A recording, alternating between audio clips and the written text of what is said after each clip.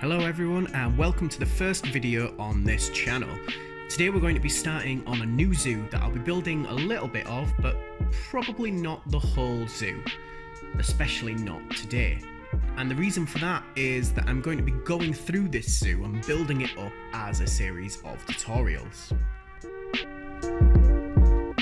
One thing I've noticed across YouTube is there are plenty of tutorials telling you how to build, but not a lot of how to design and create something aesthetically pleasing. I'll preface this by saying I'm definitely not the best creator out there on any sort of planet game, any simulation game, anything like that.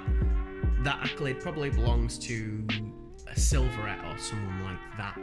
However, I have been playing these games since Rollercoaster Tycoon 1 came out all the way back in the late 1990s. So I started as just a young kid and I've literally grown up playing these kind of games. Just simply due to the amount of time that I've spent playing these games and the amount of people that I've gotten feedback from and worked with and even copied, I've kind of built up a little bit of knowledge of how to make something aesthetically pleasing. And so I'm going to share that with you all starting today as kind of a cheat sheet that you can come back to in future.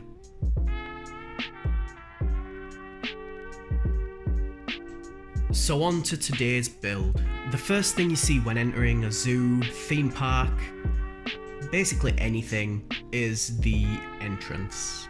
Arguably the most important building of any park, the entrance sets the scene. It tells you exactly what kind of park you're going to get inside. You're not going to get a Tokyo Disney Sea entrance with a Six Flags park behind it. And conversely, if your zoo has a small entrance, it's likely that the whole park will be rather modest. I thought the perfect way to start my tutorial zoo is by starting with the most important and first rule of any sort of creative work. Number 1, always have a reference. I'll throw my reference on screen right now, and as you can see, we're already off to a pretty decent start. My build is not going to be a 100% recreation. I'm only using the real life London Zoo entrance as a reference. That means I'm taking key parts of the build, such as the white towers with the red brick borders and the slight overhanging roof, but then I'm adding my own twist and taking some creative liberties here and there. I never actually used to build with a reference. I used to think my imagination was good enough to conjure up something out of nowhere and still have it look good. And while some people may be able to do that, the majority of us just can't. So we may as well use the thousands of years of source material that's been left to us already. For an end especially, it's important to have a reference, as linking back to what I said before, it's probably the most important build of the whole park. That puts me nicely onto my second rule. Number 2, every building must have a purpose. This does not necessarily mean that every building has to have a utility inside it or anything like that. It actually means that before you start building, you should have a clear perception of what you want this building to do. Is it a restaurant? Great. Every park has tons of those. A toilet? They are needed. But go even deeper than that. Does your park need a guest services building? What kind of guests would visit a guest services building? How and where would your park position a guest services building in order to fulfill the needs of those guests? I've seen a lot of people throughout the years not paying attention to purpose, and they end up with empty buildings, not in terms of whatever is inside them, but more so that the building feels lifeless. Details are best when they fit the purpose of the building, and without that, it's hard to make a cohesive park rather than just a collection of boring buildings. Just to reiterate, that does not mean every building must have a physical purpose. There are definitely buildings in real parks, real zoos that have no purpose other than to look pretty. But if you go into that build knowing that the purpose is to look pretty and nothing other than that, you're going to be sure that whatever you build is going to be pretty. So my purpose here is an entrance. First of all, I want it to look inviting. I want it to give a brief overview of how my park is going to look.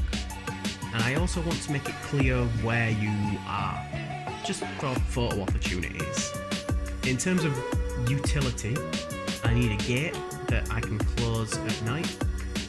I tried a couple of different ones out on this build, but eventually found that a sliding gate would work best.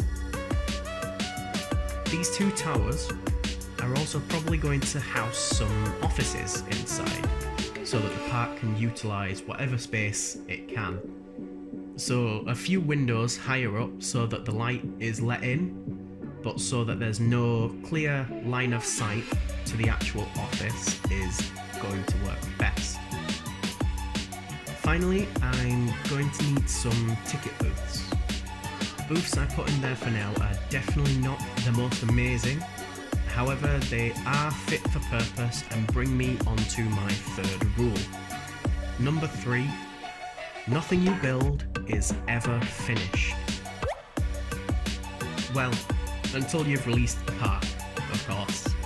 No matter what you build, you will find that as you build more buildings around it, your skill improves, your vision for the area changes, and you just aren't happy with your older stuff. That's completely okay, completely normal. Whether you want to go in there, bulldoze everything and start again, or just tweak a few little details here and there, as long as you go into it with a reference and purpose in mind, you will come out the other side better for it.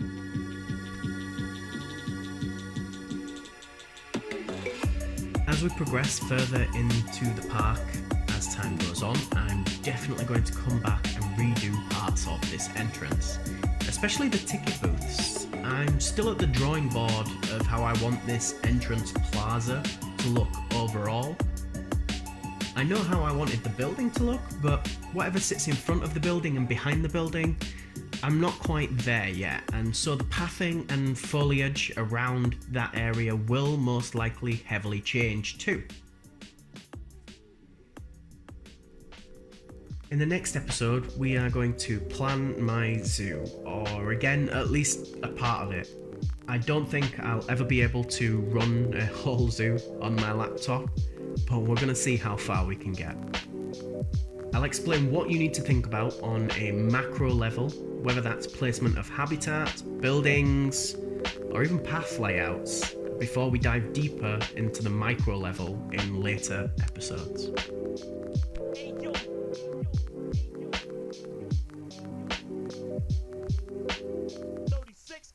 I'm going to leave you with some B-roll from one of my other parks, a franchise zoo I've been working on in my spare time.